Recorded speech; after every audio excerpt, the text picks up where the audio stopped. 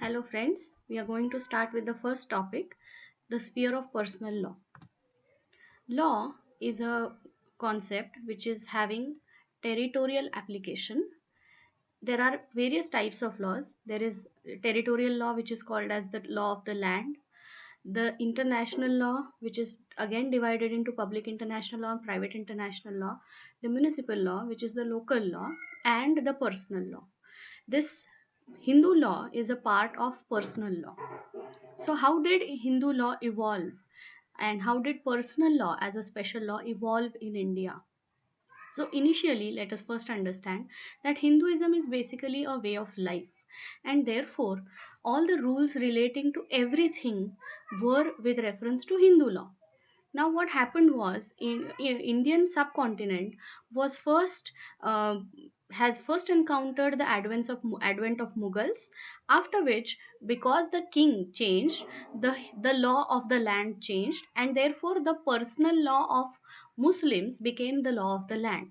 However, there were certain areas which were required to be controlled by the people according to their religion, and certain areas which were required to be controlled by the government as per whatever the control was made.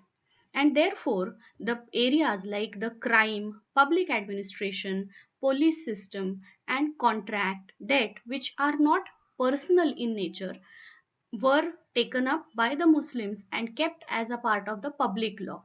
The rest became personal law, that is, the family matters and matters relating to marriage, adoption, succession, and so on and so forth. These were the areas which were kept with the Pandits. Why Pandits? Because basically they were the ones who were evolving and understanding and implementing the Shastras. Then the Britishers came in India and they found that this whole concept is a complete confusion. They did not understand how and in what manner they are supposed to bifurcate and understand and apply their law. They had come from an area where the law of the land is the law of the land. There is no other option. But here the land was so diverse that they were completely perplexed as to how to decide and apply which particular law.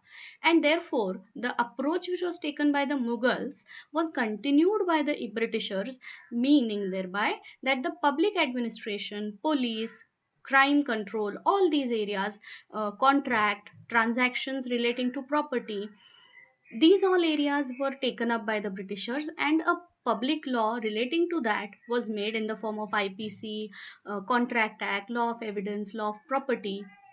But the remaining part, they did not delve into that area because they did not want to confuse themselves and get into those areas.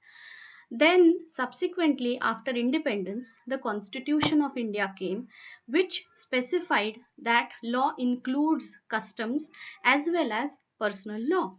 And therefore, we have to understand what are these areas which are covered under the personal law. We are going to focus on Hindu law, because of which we are going to see what are the areas of covered under the Hindu law. The areas are marriage, divorce, adoption, succession, maintenance, guardianship, religious endowments, joint family, partition, etc. Towards a uniform civil code, Article 14 of the Indian Constitution entered was entered into as a part of the directive principles of state policy, which would require the state to make an attempt to solve the problem of this diversity and to secure for the citizens a uniform civil code throughout the territory of India. This has not yet been possible. The question or the doubts or the discussions regarding whether it is necessary or not is a different debate. But currently in India, there is only one state, that is Goa, which is having a uniform civil code. The Hindu law has been codified into various parts. There was a reference of Hindu code bill, which was supposed to be made as one single code of Hindus, but then subsequently it was divided into four major legislations. First, relating to marriage, the Hindu Marriage Act, which was enacted in 1955, the Hindu Succession Act, which was enacted in 1956, the Hindu Adoption and Maintenance Act. It includes both these subjects, and the Hindu Minority and Guardianship Act.